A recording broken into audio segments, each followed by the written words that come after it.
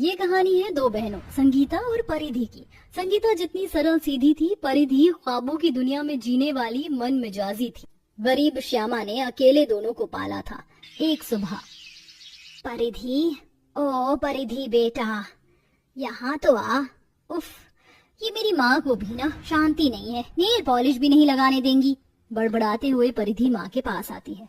क्या है माँ, जल्दी बोलो। बेटिया, ये 2 लोई बच गई हैं, रोटी बना दे और बर्तन मांज देना। माँ, मैंने अभी नेल पॉलिश लगाई है और ये काले वाले बर्तन मांज कर मुझे अपने हाथ काले नहीं करने, आप संगीता को बोल दो। परिधि, मैं माँ के साथ बाजार जा रही हूँ करवा और मिट्टी के दिए बेचने। नहीं तो ऐसा करो, तुम बाजार चली जाओ और मैं घर के काम कर लूंगी।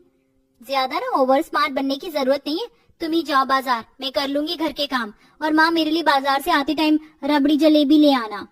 परिधि आर्थिक तंगी देखकर भी हमेशा खाने पीने का ऑर्डर फरमाती थी, जबकि संगीता हमेशा से अपनी माँ के दुखों को समझने वाली और मदद करने वाली स्वभाव की थी, क्योंकि उसने देखा था किस तरह से उसकी माँ ने बरसों कोठी में रोटी बनाकर, बर्तन मांजकर दोनों की परवरिश की थी। और गुजरते वक्त के साथ पंडित जी दोनों बहनों के लिए रिश्ते लेकर आते हैं।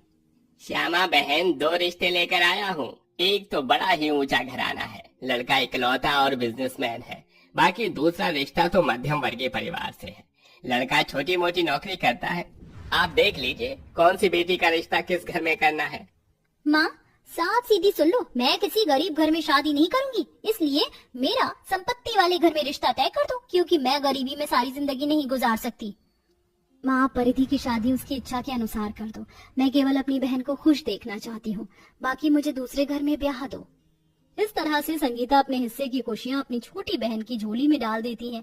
एक ही मंडप पे दोनों बहनों की शादी हो जाती है, जहाँ परिधि अब पैसे वाले ऊंचे खानदान की बहू बन जाती है, तो वहीं संगीता गरीब कुल की बहू बनती है, जहाँ एक कच्चे से मिटियारे मकान में उसकी गरीब बुजुर्ग सास केसरी और पति किशन बड़ी गरीबी में रह रहे थे। इसीलिए उसका गृह प्रवेश सादगी से हुआ, जबकि परिधि के ससुराल में उसका आलीशान स्वागत कराया गया।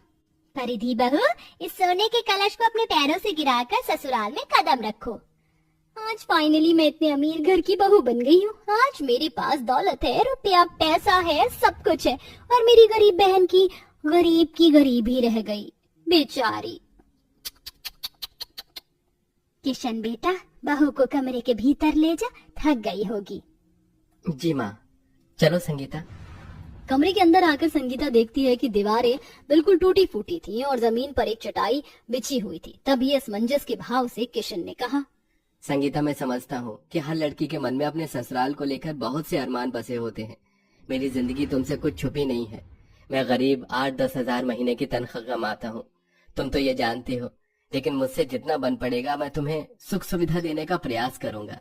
अपने पति का प्रेम देखकर छलके आंखों से संगीता बोलती है, अजी, मुझे दौलत सुख सुविधा कुछ भी नहीं चाहिए, मेरे लिए तो आपका प्रेम, आपका साथ काफी है और मैं इसी में खुश हूँ। इसी तरह से दिन गुजरते हैं।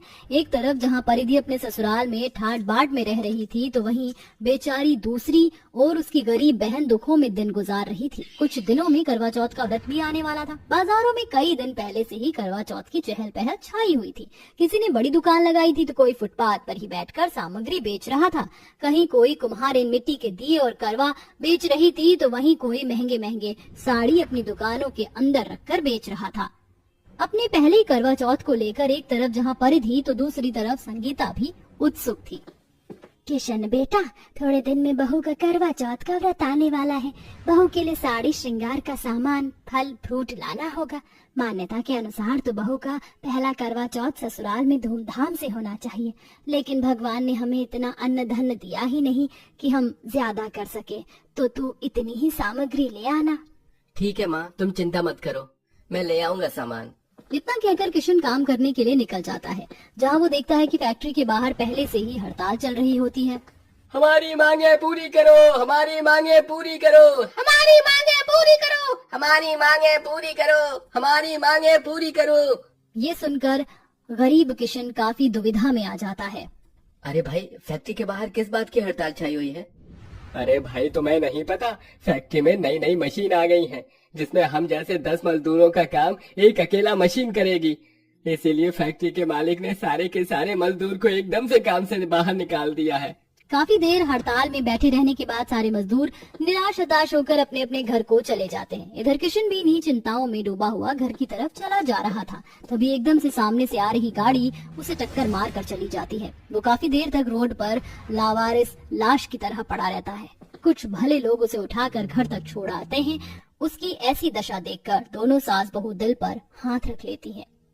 हे भगवान, अजी क्या हुआ? आपको इतनी चोट कैसे लगी? हे भगवान, मैं तो माँ से कहकर आया था कि संगीता के लिए करवा चौथ व्रत की सामग्री लेकर आऊंगा। कैसे करूंगा? हे भगवान, तू भी क्यों पहले से मरे हुए गरीब को और गरीबी की मार मार रहा है? कैसे डरो जी, आपके बिना हमारा कौन सहारा है? पर बेटा तू तो काम पर गया था, फिर ये सब कैसे हुआ? किशन पूरी बात बताता है। हे भगवान, अब घर का दाना पानी कैसे चलेगा? एक ही कमाने वाला था, उसे भी घर बिठा दिया। ऐसे में बहू का करवा चौथ व्रत भी आने वाला है। सब कुछ ऐसे कैसे होगा?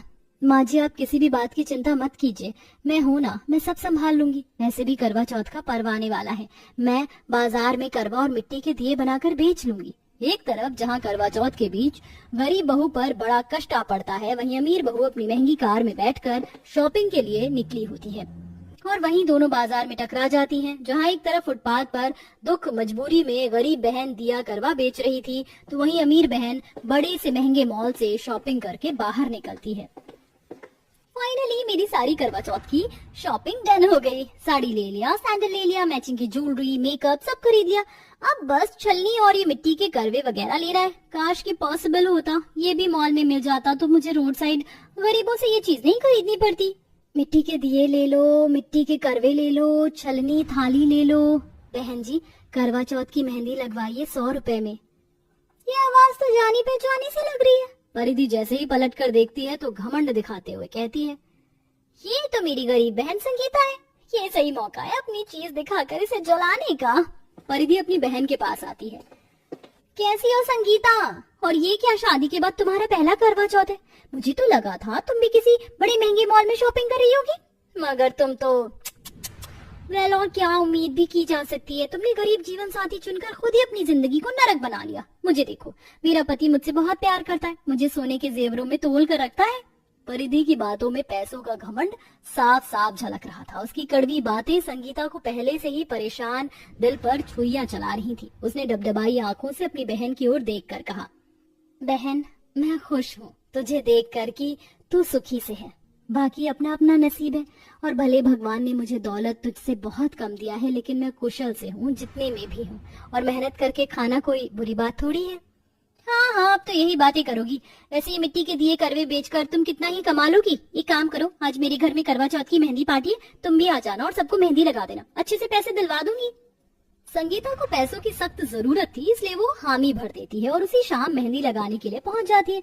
तभी परिधि ने कहा, देखो यहाँ सोसाइटी की सभी हाई फाई महिलाएं मौजूद हैं, तो मुझे अपनी बहन मत बुलाना वरना मेरी इंसल्ट हो जाएगी। परिधि के बाद किसी चाकू की तरह संगीता के दिल में चुभती है और वो भराए गले से केवल इतना ही बोल पाई, तुम चिंता मत करो बहन, तुम्हें मेरे चलते रुसवा नहीं होना पड़ेगा। मैं किसी को नहीं बताऊंगी कि मैं गरीब बदनसीब तुम्हारी बहन हूँ। संगीता ने सबको हाथ पैरों पर मेहंदी लगाई और शीतल नाम की महिला ने कहा, अरे वाह परिधि, मेहंदी वाली तो बड़ी ही खूबसूरत और अच्छे डिजाइन की मेहंदी लगाती है, कहाँ से लाई हो इसे? वो मिसेस ढिल्लो, क्या बताऊं, बेचारी बैठी हुई थी रोड पर, मेहंदी लगवाने वाला कोई नहीं आ रहा था, तो मैंने सोचा हमारे करवा चौथ की पार्टी का रंग भी जम जाएगा और इस बेचारी का भला भी हो जाएगा। काम खत्म करके संगीता चुपचाप से अपने घर लौट आई। सगी बहन होकर भी परिधि उसे इस कदर हीन भावना से देखती है कि एक गिलास पानी के लिए भी नहीं पूछती। पर वो कहावत तो आप सबने सुनी होगी, कर भला तो हो भला, कर बुरा तो हो बुरा। अगले दिन उन पैसों से संगीता थोड़े में ही सबर करके पुरानी साड़ी में सादगी से सजती संवरती है और चंद्रमा देखकर करवा चौथ व्रत खोलती है। तो वहीं रात के 3-4 बजे तक भी परिधि का पति घर नहीं लौटता है, तो बेचैन होकर अपनी बहन के पास रोते हुए आकर दरवाजा खटखटाती है। संगीता दीदी, वो रात से घर नहीं लौटे और फोन भी नहीं लग रहा, मेरा दिल बड़ा बेचैन हो रहा है। घबराओ नहीं परिधि, हो सकता है जीजा जी कहीं फंस गए हो, आओ मिलकर चौथ माता से प्रार्थना करते हैं। परिधि के टूटे बिखरे हालातों में संगीता उसे हिम्मत देती है। तभी ऋषभ आ जाता है। ऋषभ, कहाँ रह गए थे आप? अरे अरे पगली, तुम इस तरह रो क्यों रही हो? मैं ठीक हूँ।